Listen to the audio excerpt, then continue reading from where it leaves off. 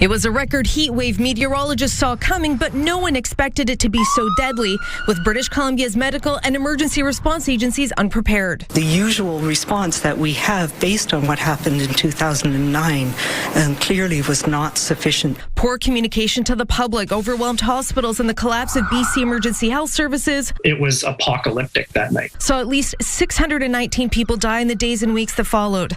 The BC coroner found nearly all had perished indoors.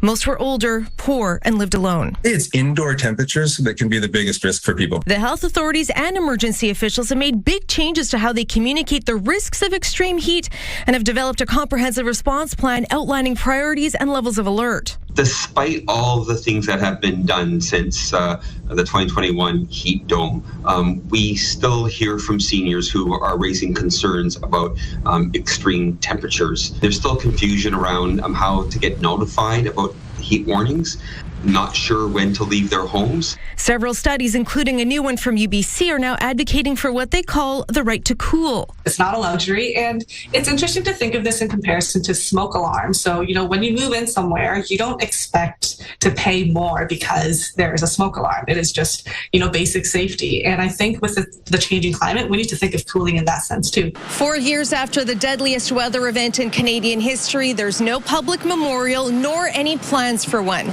If somebody were to step forward, perhaps a fitting location could be the grounds of the legislature to remind policymakers of their obligations to the most vulnerable. Penny Jaffla, CTV News, Vancouver.